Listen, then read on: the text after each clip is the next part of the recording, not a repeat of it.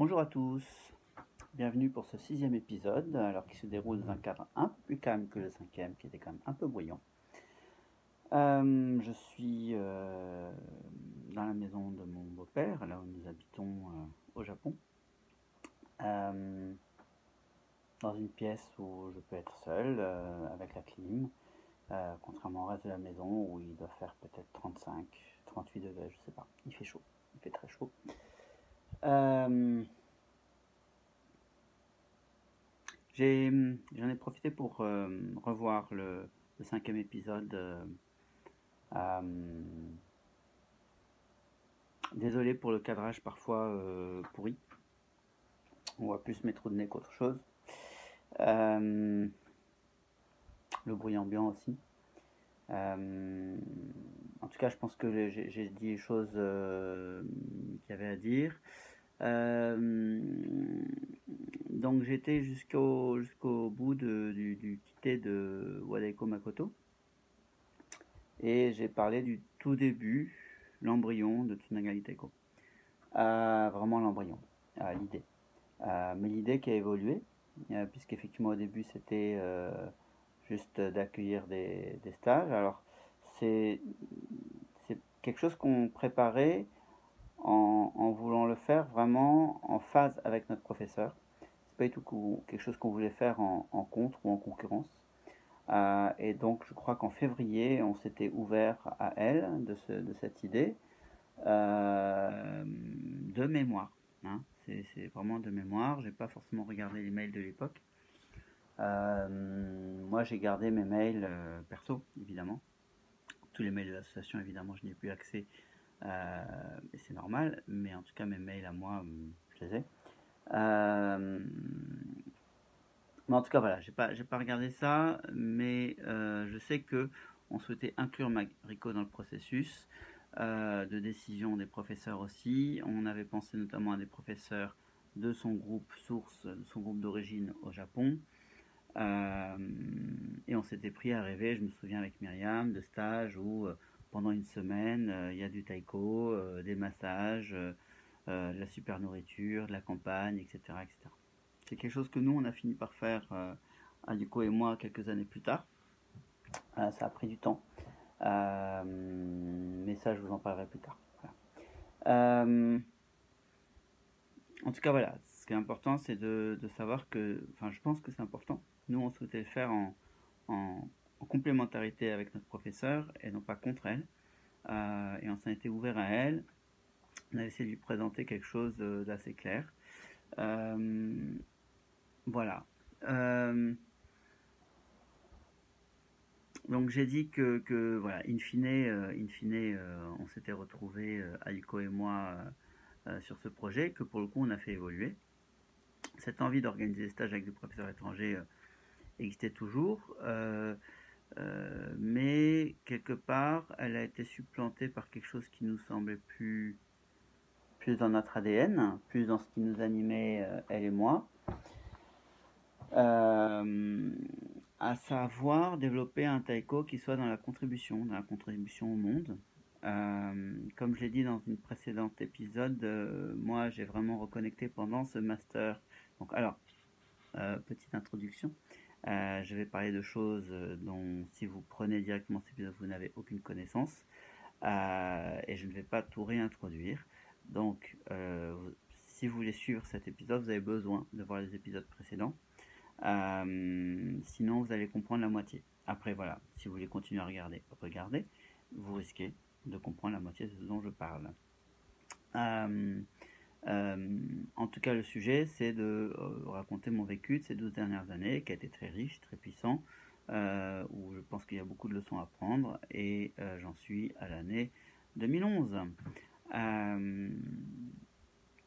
Donc voilà, je disais que avec Ayuko, on a fait ce master en développement d'un leadership éthique sur 3 ans. On a fait la soutenance en janvier ou février, je ne sais plus, a priori 15 janvier de mémoire. Et on avait envie d'avancer dans cette concrétisation, c'est-à-dire de faire en sorte que notre action quotidienne fasse sens pour elle comme pour moi, fasse sens dans cette notion de contribution pour un monde meilleur. Euh, et moi, ce à quoi j'ai connecté, en termes de mon, enfin voilà, l'image à laquelle j'ai connecté, qui est, je pense, quelque chose qui est ancré dans mon enfance, adolescence, c'est une planète heureuse, une planète où les 7 milliards d'êtres humains ont une grande banane en termes de sourire, parce que, enfin voilà, ça c'est, j'ai connecté à ça. Et l'analyse derrière, je dirais, l'explication, en quoi ça peut changer le monde, en quoi rendre les gens, leur donner accès à un sourire, non pas de superficie qui va durer 30 minutes, mais un sourire de vie, vraiment, qui est ancré dans le quotidien. En quoi, à mon sens, ça peut changer le monde? Je crois simplement que si on se sent bien dans sa vie, on va pas faire la guerre à son voisin, on va pas faire la guerre à son conjoint, euh, on va pas être dans l'agressivité. Et si c'est vrai avec notre voisin, c'est vrai avec la ville d'à côté, c'est vrai avec le pays d'à côté. Euh, c'est vrai avec les gens d'une autre culture, c'est vrai avec les gens d'une autre couleur, c'est vrai avec toutes les différences. Si je suis bien dans ma vie, la différence ne me heurte pas. Que ce soit la différence de peau, la différence de culture, la différence religieuse, toutes ces différences qui sont source de heurts et de violence et de mort dans notre monde et de destruction de l'environnement et qui est notre terreau. Sans cet environnement, nous mourrons aussi. Nous avons besoin, pour planter nos racines, d'une terre riche et au sens très littéral du terme, une terre qui fasse pousser les plantes, qui nous nourrissent, qui fasse grandir les animaux que l'on mange si on est carnivore. Enfin voilà. Euh, je crois que si nous sommes chaque jour plus nombreux à œuvrer pour que ceux qui en ont envie puissent accéder à un sourire de vie, parce qu'on ne peut pas forcer les gens à ça, on ne peut pas les obliger, ça ne peut pas devenir une contrainte ni une religion. Ça ne peut être que des gens qui ont envie de cheminer vers ça, et ça, c'est un chemin, je crois, de tous les jours et jusqu'à la mort. C'est pas quelque chose qui aboutit et qu'on met dans un tiroir. Euh, je pense que si la moitié des 7 milliards d'êtres humains touche l'autre moitié des 7 milliards d'êtres humains pour les aider à connecter un sourire de vie, un sourire voilà, à une vie belle, il n'y a plus de guerre, il n'y a plus de meurtre religieux, il n'y a plus de racisme. Euh, voilà, ça ne veut pas dire qu'il n'y aura pas des petits problèmes, mais, euh, mais le monde aura changé. Voilà, je crois fondamentalement à ça. Et pour accéder à ça, il y a plein de façons. Ça peut être par la médecine, par l'éducation, par la politique, voilà, par le système bancaire, pourquoi pas, euh, par la présidence d'un pays, la gouvernance d'une ville. Y a pas de, je crois qu'il n'y a pas d'endroit, il n'y a pas de métier qui ne puisse pas aider ça. Quelqu'un qui fabrique des boulons, bah ces boulons ils vont faire quoi? Ils vont servir à faire des armes ou ils vont servir à faire des maisons. Les maisons ça abrite les gens et les armes ça tue les gens. Donc c'est pas le boulon le problème, c'est comment il est utilisé. Et voilà, si le boulon est utilisé par quelqu'un qui est bien dans sa vie, il va probablement pas avoir envie de faire une arme avec. Et peut-être plutôt une béquille pour quelqu'un qui a une jambe cassée, par exemple. Donc le problème, ce ne sont pas les armes, ce ne sont pas les boulons, c'est pas toute cette matière, c'est entre les mains de quelle personne c'est. Et si cette personne, qui qu'elle soit, d'où qu'elle vienne, est connectée à la vie et a envie de créer la vie, bah, ce boulon ou cette arme ne vont pas mal servir. Voilà, tout simplement. Après, oui, bon, je ne vais pas rentrer dans le débat des armes, mais je crois qu'on ne crée pas un pistolet pour soigner les gens. On crée un couteau qui peut servir à éplucher des légumes, mais ce couteau peut aussi servir à tuer des gens. Par contre, je ne crois pas qu'on crée une arme, un pistolet, pour éplucher des légumes. Voilà. Bon, c'est un autre sujet et je ne souhaite pas que le sujet des armes pollue les commentaires. Chacun a ses opinions là-dessus. En tout cas, voilà. Peut-être d'ailleurs je vais couper ce passage. Je vais voir. En tout cas, avec Ayuko, on a vraiment connecté. Elle avec son regard et sa vision, et moi avec mon regard, ma vision. On a tous les deux connecté à quelque chose qui est commun, qui est une humanité joyeuse, heureuse, dansante, voilà. Chacun avec notre image et voilà. Et peut-être j'aurais pu essayer de le faire en montant mon centre de formation pour apprendre aux gens à utiliser Final Cut Pro de façon heureuse. En tout cas, ça m'a pas parlé. Par contre, ce qui était sûr pour moi, c'est que j'avais envie d'enseigner le taiko et que je voyais dans le taiko depuis le tout début quelque chose qui touche à la verticalité, qui touche à la solidité intérieure, qui touche à la libération, qui touche à la joie. C'est ça qui m'a parlé quand j'ai vu pour la première fois du taiko en 99. Quand j'ai été regarder un premier cours de Madame Maiko Kubota Salandre en 2004, j'ai perçu une dimension de profondeur. Voilà, j'ai perçu que c'était pas un enseignement juste ludique ou juste musical, j'ai perçu une profondeur. Et c'est pour ça que j'ai démarré ces cours. Après, il n'y avait pas d'autres cours, mais je pense que s'il y avait juste une dimension musicale ou fun, ça m'aurait probablement pas parlé. J'aurais peut-être pas pris un deuxième cours. Enfin, pris un premier cours, parce que le premier, j'ai juste regardé. Donc, pris un premier cours en tant qu'élève. J'ai senti qu'il y avait une profondeur. Et, et avec l'éclairage du leadership éthique, j'ai vraiment senti qu'il y avait un magnifique potentiel de m'appuyer sur cette forme d'art que j'ai appris pendant 7 ans, mine de rien, de septembre 2004 à avril 2011. Alors, les plus critiques diront que ça fait pas exactement 7 ans, c'est vrai, ça doit faire 6 ans et 7 mois, 6 mois, 8 mois, j'en sais rien. Bon, voilà, 7 ans, j'arrondis.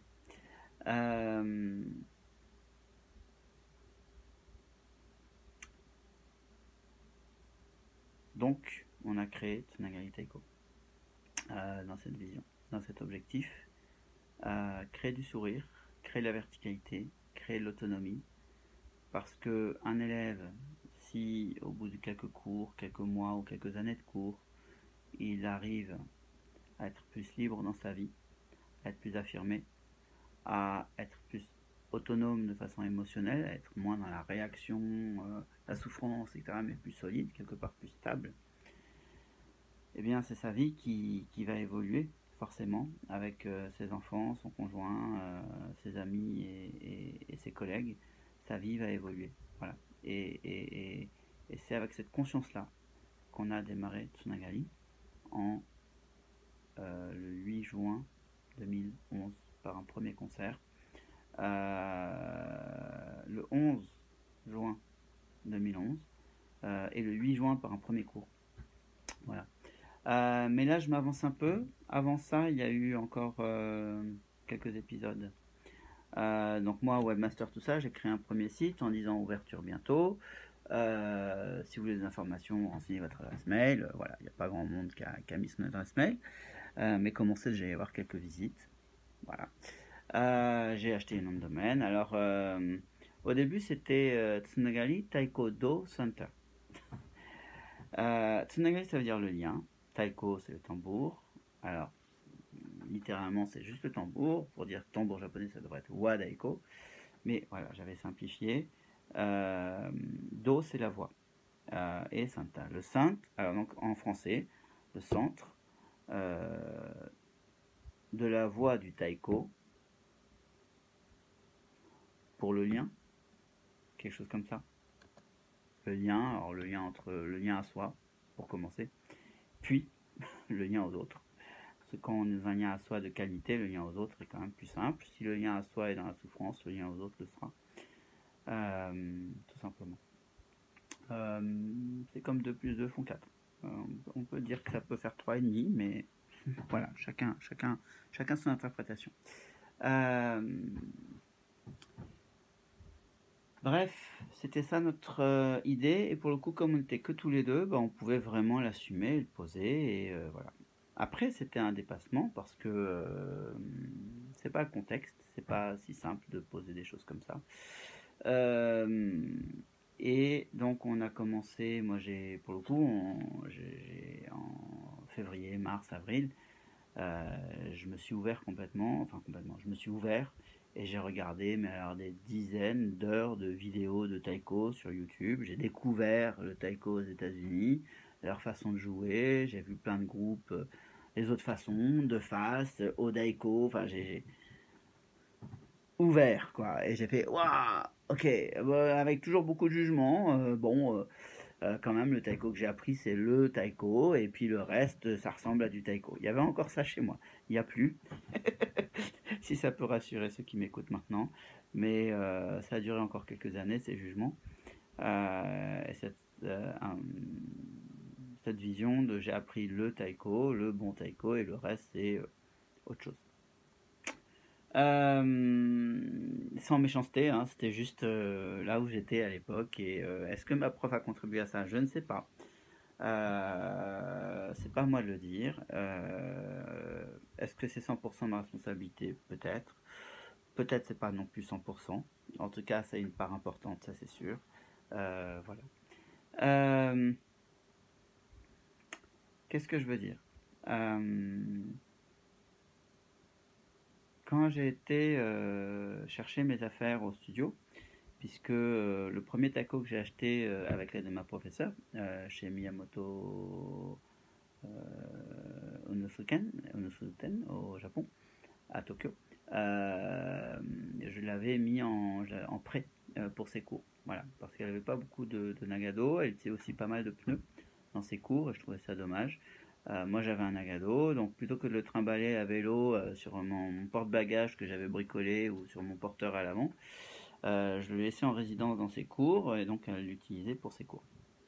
J'avais acheté ce Taiko en 2007 et donc je le récupère quasiment 4 ans plus tard, en, en juin 2011, mai 2011 peut-être. Et donc je vais récupérer mon taiko, je vais récupérer mon shime daiko, mon shime de kabuki. Peut-être je vous mettrai des images d'illustration, je verrai au montage. Et si c'est pas le cas, bah, vous fouillez si ça vous intéresse vraiment. Et deux, trois affaires, voilà. Et Maliko est là à ce moment-là. Et elle me présente une lettre écrite en, je sais plus, en japonais. Je n'ai jamais eu cette lettre entre les mains, en fait. Elle l'a tenue. Je n'ai jamais eu ce papier entre les mains. Je n'ai jamais pu l'avoir chez moi. J'ai jamais eu de copie. Donc elle me présente un papier sur lequel il y a une écriture qui vient du groupe Oedo Taiko, le groupe fondateur de ce style de jeu, qui décide de rompre le lien entre eux et moi. C'est-à-dire que à partir de cet instant, euh, je ne fais plus partie de la famille Oedo Taiko. Le taiko que je vais faire, c'est autre chose. En tout cas, il n'est plus dans. C'est pas une branche de ce tronc-là, quoi. Euh, voilà, et Maliko me confirme, alors peut-être elle me l'avait dit un peu plus tôt aussi, qu'elle ne reconnaissait pas ce que nous allions faire et qu'elle ne souhaitait pas être citée en tant que filiation ou quelque chose comme ça. En tout cas, que le taiko que je ferai, les cours que je donnerai, notre site internet, ne serait pas une émanation de Wadeko Makoto. Elle souhaitait aussi, elle, couper. Euh, voilà. Alors, autant de la part de Maiko, j'étais pas surpris, je m'attendais pas à autre chose. Autant de la part du leader Seido Kobayashi, que j'avais rencontré donc au Japon quelques mois plus tôt en décembre 2010. Pour rappel, là on est quelque part autour du mois de mai 2011. Quand je les avais rencontrés, bah, ça avait été fluide et tout ça. Et donc là, sans autre échange, sans qu'il y ait rien d'autre, ce courrier qui décide de couper, sans même me poser de questions, sans quoi que ce soit. Voilà. J'aurais bien aimé, avec le recul, avoir une copie de cette lettre ou voilà, pour pouvoir la relire, y revenir. Et voilà, bon, c'est pas le cas. En tout cas, je reviens à la maison avec cette information que moi, Cola, et peut-être inclus Ayuko, c'était pas clair là-dessus. Enfin, je pense Ayuko a jamais été mélangé à ça. C'était vraiment moi, Cola. Euh, le tronc de la famille Oedo Tsukuruku Taiko, à savoir Sedo Kobayashi, décide de couper cette branche avec moi. Donc ma branche, moi qui joue du taiko depuis, qui a appris depuis 7 ans, n'est plus dans le style Oedo Tsukuruku Taiko. Voilà. Donc acte. C'était à la fois choquant pour moi parce qu'il n'y a pas eu d'échange téléphonique, il n'y a pas eu de mail, il n'y a eu juste rien. Et donc je les ai rencontrés pendant 4 heures et quelques. Et puis c'était cordial, c'était chouette, c'était souriant, c'était léger. Et puis tout d'un coup ça. Voilà. Donc après je comprends. Enfin je comprends qu'ils souhaitent couper. Je trouve la méthode plutôt singulière. Voilà. Mais c'est mon avis et ça ne regarde que moi. Je vous le partage, c'est tout. Vous n'êtes pas obligé d'avoir le même. Euh, mais c'est pas très important. Voilà, en tout cas, mai 2011, à peu près, le futur Tsunagali Taiko Center, Tsunagali Taiko Do Center, ne sera pas situé dans une filiation stylistique ou dans une filiation tout court vis-à-vis de Oedo Tsukuruku Taiko et évidemment Wadaiko Makoto. Voilà. Sur le moment, c'est pas forcément simple à vivre. Voilà. Pour autant, voilà, moi je continue à construire le site. Et il y a quelque chose que j'ai connecté quand j'ai arrêté de faire tout l'administratif pour Wadaiko Makoto, etc. Je me souviens d'une discussion avec la présidente de l'association Eiko dans les studios au mois d'octobre probablement. Où je dis, voilà, je lui dis que, je sais plus, peut-être en 7 ans, je lui dis que voilà, moi j'arrête tout ça et que je suis bien content d'avoir arrêté et que de faire que les cours, d'être à nouveau juste élève, même si pour certains j'étais resté juste élève malgré tout ce que je faisais, mais ça c'est leur vision et ils ont le droit de l'avoir, c'est pas la mienne. J'ai relu quelques mails et je faisais vraiment beaucoup de choses. Voilà. Je pense que je les ai plutôt bien appris, ouais. Après, voilà, tout est critiquable. Je lui ai dit que bah, je sentais que maintenant que j'avais plus de temps, j'avais envie de contribuer à faire que le taiko soit plus connu en France. Que ce soit par la presse, voilà, écrire des articles ou contribuer à des publications. En tout cas, que j'avais envie que le grand public puisse accéder à l'information que le taiko existe et qu'est-ce que c'est, etc., la valeur de ça et tout. Et bon, je me souviens qu'elle m'avait dit, bon, on a franchement bien autre chose à gérer. Et je la comprends parce qu'effectivement, dans l'association, il y avait beaucoup d'autres choses à gérer. Mais moi, j'étais toujours dans l'association en tant que juste membre. Enfin, à ce moment-là, j'étais encore dans le bureau et tout. Mais de façon très factuelle, je m'en libérais. Voilà. Et donc, je reviens en mai 2011, quand je suis en train de construire notre site internet. J'ai à cœur de donner accès à l'information. Donc, ça n'est pas juste un site d'une nouvelle association qui parle de ses cours et de ses concerts. Je conçois le site comme un site d'information où il y a accès à c'est quoi le taiko, d'où ça vient, les différents, le taiko aux États-Unis, le taiko en Europe. Enfin, en Europe à l'époque il n'y avait pas grand chose. Enfin, si, il y avait plein de choses, mais bon, bref. Bref, le taiko aux États-Unis, le taiko au Japon, etc. La fabrication du taiko, discerner une fabrication bas de gamme et une fabrication haut de gamme traditionnelle. Voilà. Où est-ce qu'on peut trouver les différentes fabrications. Mon avis, très clair et très posé sur bah, ça, pour moi c'est de la merde, et puis ça pour moi c'est très bien, voilà. Je pense qu'à un moment c'est bien de dire les choses, et c'est le site que je crée, donc si j'ai envie de dire les choses, je les dis. Et puis bah, si ça offense quelqu'un, tant pis, c'est pas grave, voilà. J'assume. J'assume, et c'est ce que je fais jusqu'à présent. Si jamais j'offense quelqu'un dans ces vidéos, bah j'assume, vous me le dites, vous m'envoyez un message, et puis bah, on discute. Il n'y a pas de souci. En tout cas, je construis ce site voilà, avec beaucoup d'informations. Aussi l'envie de, quand les gens évaluent l'envie de s'inscrire à l'un de nos cours ou l'envie de nous faire venir en concert, eh bien ils sachent qui nous sommes, quelles sont nos valeurs, à quoi nous contribuons, pourquoi nous le faisons, etc. Et donc pas mal d'explications sur notre démarche, sur le leadership éthique, sur notre vision, notre pédagogie, etc. Voilà, parce que ça n'est pas, à mon sens, juste une asso de plus qui propose du taiko en copie de l'association première, à savoir Wadaiko Makoto.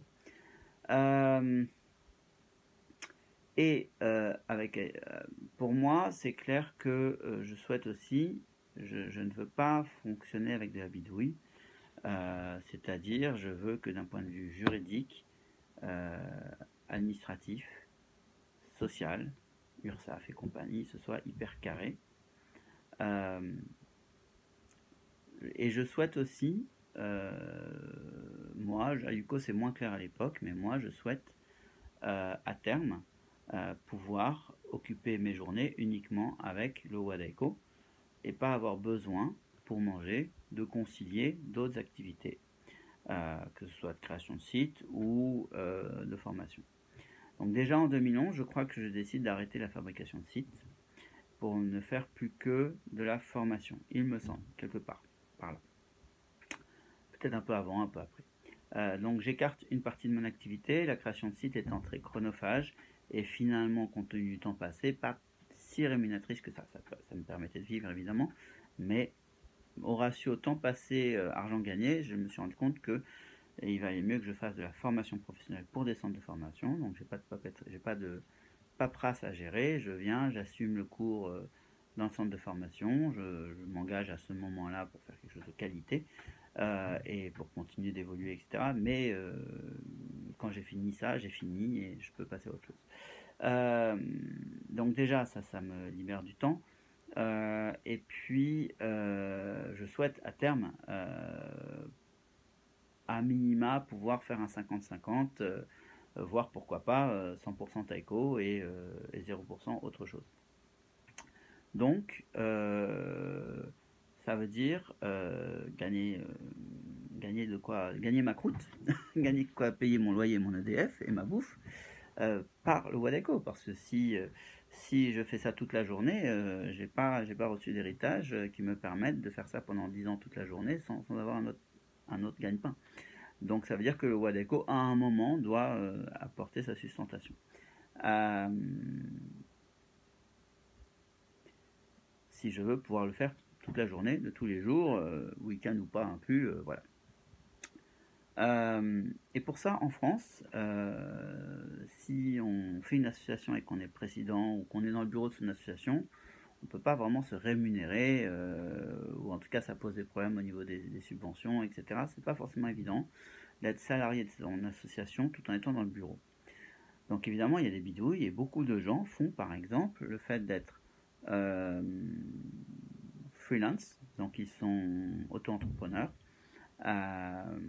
L'association, ce sont des membres de la famille, des amis, des élèves, des supporters qui sont dans le bureau, qui dirigent pas grand-chose. C'est la personne qui est freelance qui dirige, puisque c'est elle qui a le savoir-faire, etc.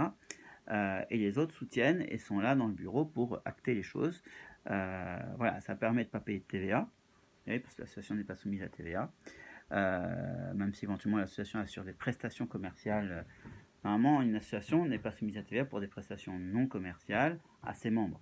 Voilà, mais une association qui organise un concert pour une structure qui n'est pas membre de l'association, genre, je sais pas, la ville de Clichy ou la ville de Aulnay-sous-Bois, ou peu importe, une ville en France ou au Japon, ou en Europe, peu importe, ces villes-là ne sont pas membres de l'association et donc normalement ces prestations sont soumises à TVA, etc. Et puis quand vous avez une personne qui vient juste prendre un cours, elle ne fait pas partie de l'association et normalement c'est soumis à TVA. Je voulais pas rentrer dans ces bidouilles. Je voulais faire un truc propre, carré. Justement, dans une éthique. Et l'éthique, elle se limite pas à juste créer des sourires, elle va partout. Contribuer à l'effort du pays parce que c'est comme ça et c'est la règle, c'est une éthique. Voilà. Et donc, on s'est mis en entreprise. Alors, une entreprise qui est à cheval entre entreprise et association, puisqu'on s'est mis en entreprise SCOP, Société coopérative de production ouvrière. C'est une entreprise où l'ensemble des personnes associées ont le même pouvoir de vote. Donc c'est une personne, une voix, que la personne ait mis une part à 5 euros ou 5 millions de parts à 5 euros. Voilà. Les deux personnes ont le même pouvoir. Donc par exemple dans des scopes tels que chèque de Genève de mémoire, eh bien la dame à l'accueil, si elle a une part dans la société, a le même pouvoir dans les conseils d'administration que le président ou le directeur qui a peut-être 50 000 actions, j'en sais rien. Voilà. Donc ce sont des entreprises démocratiques, contrairement aux entreprises classiques qui n'ont rien de démocratique. Donc on décide voilà, de se mettre en SRL Scope, sans mesurer forcément toute la portée de la chose d'un point de vue financier, mais l'aspect financier n'est pas notre sujet. Notre sujet, c'est de faire quelque chose de correct, de solide, qui va durer longtemps, de construire un véhicule pour cette activité qu'on n'ait pas besoin de changer dans 1 an, 2 ans ou 3 ans. Oui, on aurait pu choisir d'être d'abord auto-entrepreneur et puis ensuite une entreprise, d'être d'abord association, etc. etc. C'est pas le chemin qu'on a pris. On voulait mettre tout le paquet d'un coup et donc on s'est mis en SRL Scope. Vous pourrez poser le sujet si vous voulez, avec Ayuko et moi comme associés, plus une troisième personne que l'on connaît, Eric. Et voilà. Et on a démarré ça. La SCOP s'est créée quelques mois plus tard d'un point de vue juridique. Et l'activité, elle, a démarré le premier cours le 8 juin 2011. Il y avait peut-être 3-4 personnes dans le cours, je me souviens plus, c'était mon premier cours. Je me souviens, je m'étais dit comment je vais faire, etc. Parce que j'avais des envies. Et je ne souhaitais pas reproduire ce que ma professeure avait fait. Je souhaitais garder les leçons que j'avais apprises avec ma professeure, mais apporter une expérience plus complète.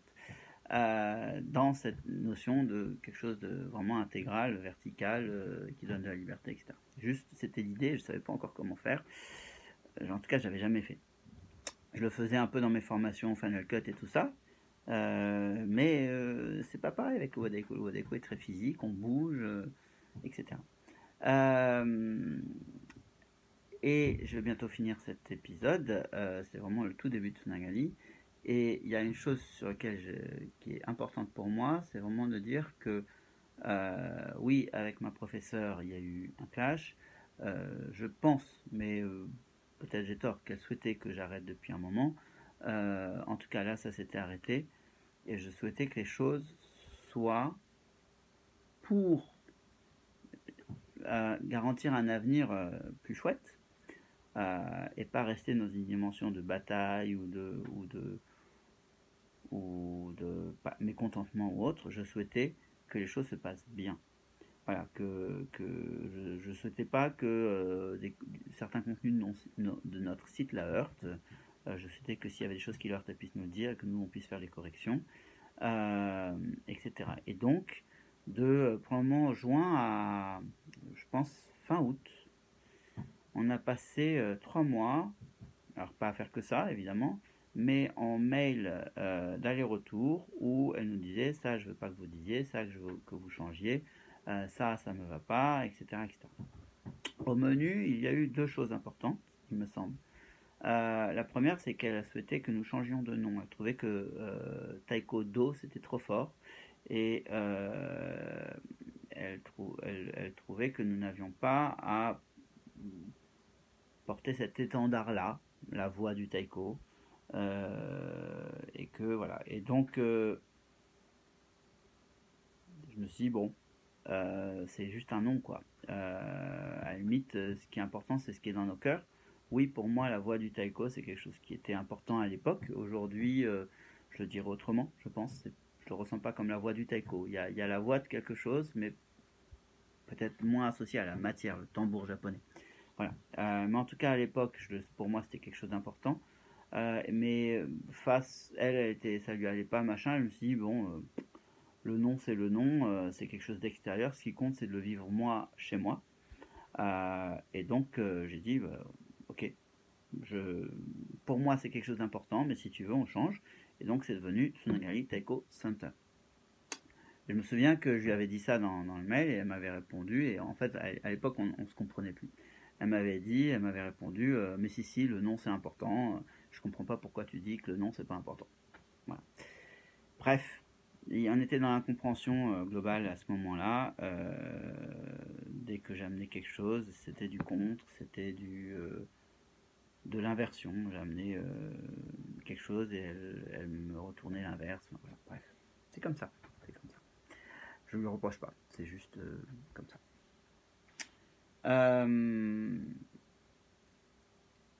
Donc voilà, on a changé le nom. Mais par exemple, j'avais déjà créé la chaîne YouTube, j'avais déjà créé un certain nombre de choses. Donc il y a des choses que j'ai pas pu changer. Après, visuellement, c'est Tsunagari Taiko Center, mais parfois l'adresse web ou des choses comme ça sont restées Taiko Do Center. Bah, il y a des choses qu'on peut plus changer, parfois. L'autre chose, c'est qu'elle a souhaité que nous ne la mentionnions pas. Elle ne souhaitait pas que dans nos pages, nous disions que nous avons appris le taiko avec elle. Pour moi, c'était quelque chose d'important. Oui, le futur, c'était autre chose. Oui, on n'était plus la branche Uedo Tsukuruku Taiko. Oui, ce qu'on allait faire était autre chose et différent de Wadeko Makoto. Pour autant, j'assumais complètement le passé, d'avoir passé 7 ans à apprendre avec cette dame des choses qui, mon sens, étaient de valeur, et c'était lui rendre hommage que de dire clairement, de façon très explicite, que j'avais appris avec elle. Elle a souhaité ne pas figurer sur notre site, elle a souhaité que nous ne la mentionnions pas.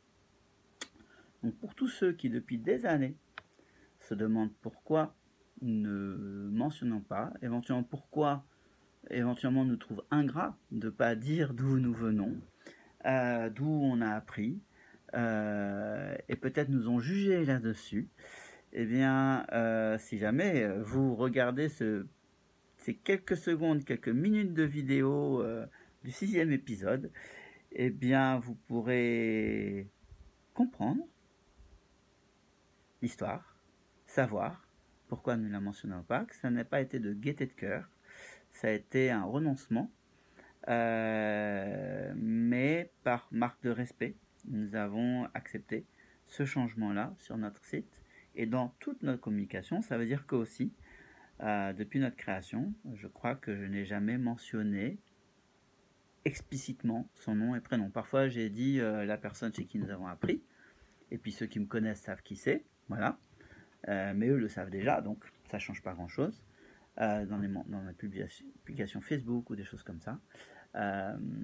Mais je n'ai jamais mentionné son nom et prénom, et ce n'est que dans cette série de vidéos que je parle de qui elle est, parce que pour le coup, je ne crois pas que ce soit un manque de respect.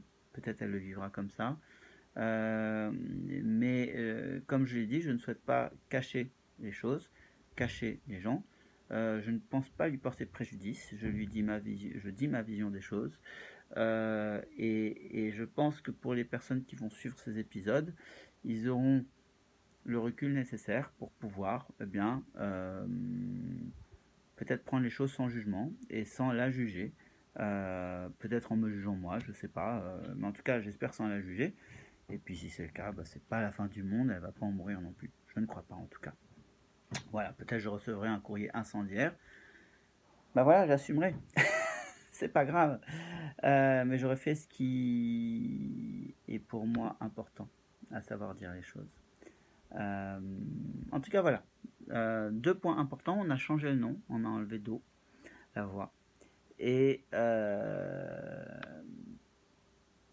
deuxième point, on a enlevé toute mention sur notre site d'où est-ce qu'on avait appris le taiko. Voilà, Je ressens aujourd'hui encore un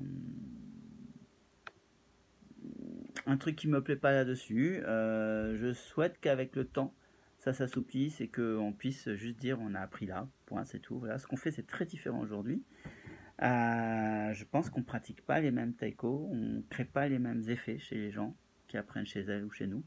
Ça veut pas dire que son taiko est pas bien, ça veut pas dire que ses cours sont pas bien, ça veut juste dire que c'est différent, d'accord. Je crois vraiment que la différence existe et pour le coup, je n'aurai aucun problème à juste dire on a appris. Voilà, parce que ce que je fais aujourd'hui n'a rien à voir avec ce que j'ai appris. Il y a des racines. Voilà, ça fait 40 minutes, épisode un peu long, épisode 6. Mais bon, bah, c'était un moment important. On a couvert une partie d'année. Voilà, après, ça va être un peu plus rapide, je pense. On va avancer plus vite dans les années. Et puis on va parler aussi plus moins de détails et tout, et ça sera plus gai aussi, je pense, pour la suite. J'en suis même sûr, puisque c'est ce que j'ai vécu. Voilà, écoutez, j'espère que cet épisode vous a parlé, vous a plu. Je dirais, pour ma part, il y a eu une chose importante dans ce switch de Wadaiko Makoto à Tsunagi Taiko, c'est que j'ai essayé, en créant Tsunagali Taiko, de ne conserver aucun contentieux vis-à-vis de Maiko Kubota-Sagan, la personne. Les membres du bureau de l'association, c'est pas mon problème. Les élèves de son école, c'est pas mon problème. Mais avec elle, cette professeure que j'ai choisie en 2004 et que je respecte, et c'est son taiko que je respecte et que j'ai eu à cœur d'apprendre et d'épouser. J'ai souhaité avec cette personne que les choses soient aussi claires que possible. Donc voilà, elle a pu accéder à notre site pour corriger tout ce qu'elle a souhaité corriger, jusqu'à un moment où ça devenait trop, et j'ai dit on va arrêter là. Mais il y a eu quand même 3 mois d'échange et on a changé beaucoup de choses. Je n'ai gardé aucun. C'est moi qui m'occupais des concerts dans l'association de ma professeure, et je n'ai gardé aucun contact professionnel là-dessus. C'est-à-dire que quand nous avons créé Tsunagali Taiko, nous sommes partis à 0 au niveau contact pour les concerts, à 0 au niveau élève. Nous n'avons piqué aucun élève de Wadaiko Makoto, 0. Et c'est 0 absolu, hein, c'est pas 0,5 ou 1 et on va dire 0, quoi. Il n'y a pas d'approximation là, c'est 0. Je n'ai gardé aucun mail, aucune vidéo, aucune photo. C'est-à-dire qu'aujourd'hui, pour documenter mes vidéos, si je veux mettre des photos de Wadaiko Makoto, je suis bien dans la merde. J'ai peut-être des photos à moi, mais je pense que comme je les avais données à l'association, je pense que j'ai dû m'en séparer aussi, je sais pas. Il faudrait que je vérifie mes photos, mes vidéos, ce que j'ai pris avec mon appareil, avec mon truc. Parce que là, il y a en France le droit d'auteur qui s'applique, mais j'ai un doute quand même si j'ai gardé ces choses-là. Et donc j'ai la fierté, je pense que c'est pas tous les jours qu'on rencontre ce type de situation, de pouvoir dire qu'en septembre, quand Tsunagali Taiko a beaucoup plus démarré au niveau des cours et des concerts, nous étions clean vis-à-vis de Maiko Kubota-Sagan.